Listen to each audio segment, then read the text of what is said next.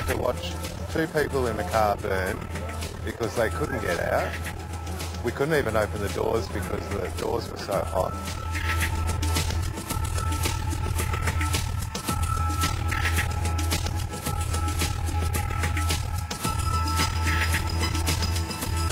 It was like it was night time all of a sudden, and as we were driving off, trees across the road were flaming. Going through your head was, I'm in a car with 8 kids, and are we going to be one of those ones you see on the news with the burnout car?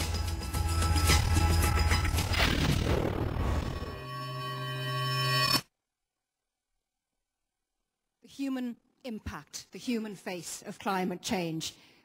That was a very powerful video, along with so many others we've seen today. Now I'm going to call up some climate witnesses who epitomize the human impact. Please come up to the stage. Lavanya from India, Koti from South Africa, Lauren from Canada, Lynn from Myanmar. It's all yours.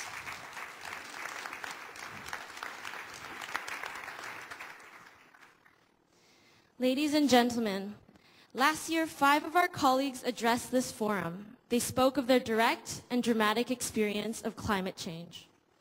This year we continue the experience of young people, but our witness is of climate change and of what young people are doing about it. Namaste. I'm Lavanya, 17 years old, from New Delhi, India. I recently arrived from the Indian summer, where the heat waves in North India are killing people yet again, with more people dying every single year. The situation in my country is becoming intensely difficult because of climate change. The decade following the Kyoto Protocol has seen 187,000 farmers commit suicide. Now what could be so horrendous as to 187,000 farmers have to end their lives over? Drought and failing monsoons are becoming so frequent, and this is the result. Adding on to our current problems, it is estimated that by 2050, India would see tens of millions of climate refugees coming into my country from surrounding regions as those regions get submerged in water.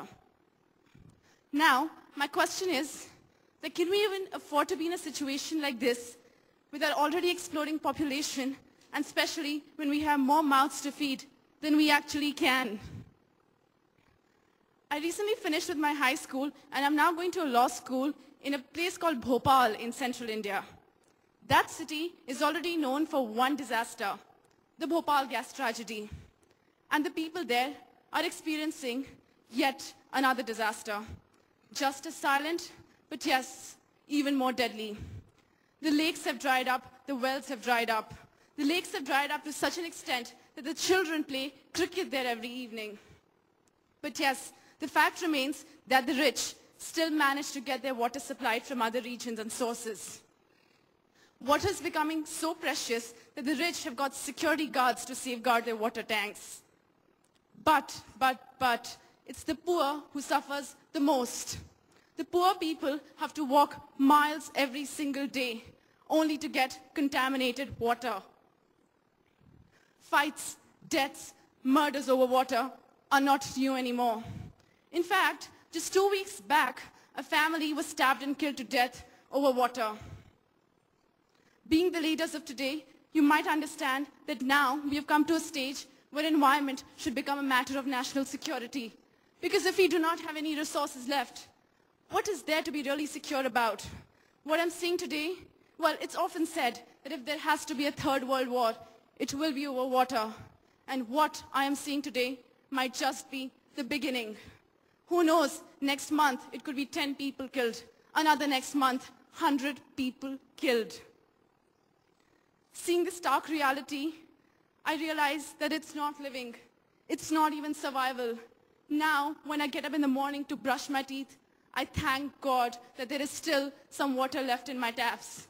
But yes, again, the question, for how long? The poor farmer in my country does not know why he suffers, but he has hope that he'll see a better future. You are the beacon of hope. I am not saying that you can bring humanity to heaven, but surely, most definitely, you can prevent it from going into hell. Global warming, climate change, lack of water is hell. We are young people.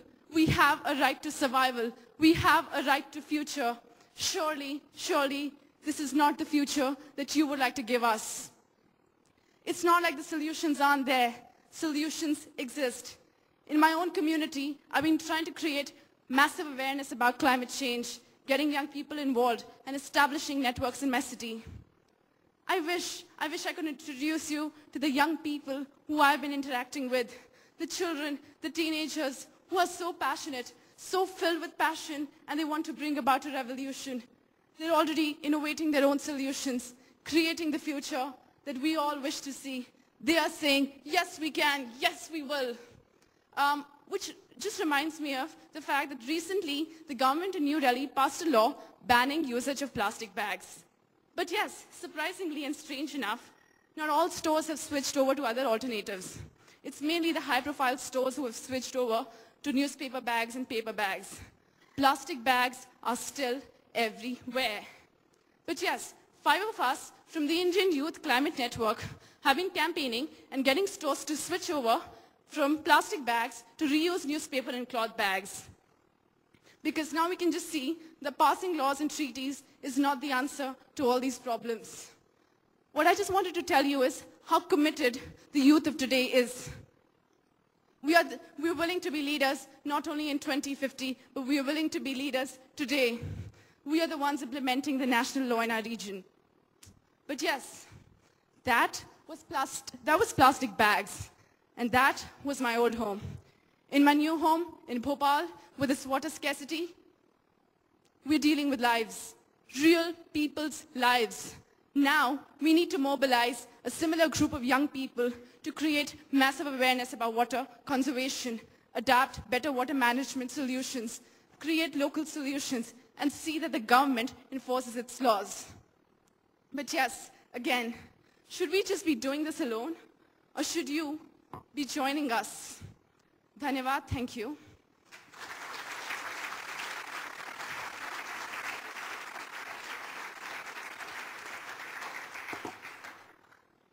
I'm going to tell you a story about a man.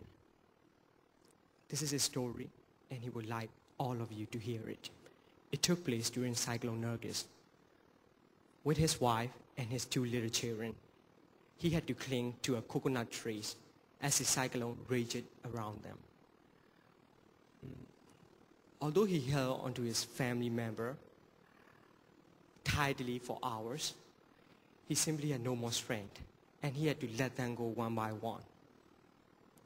He was tormented by the image of his last family member, his youngest daughter, shouting and yelling at him, "Daddy, Daddy, please don't let go of me."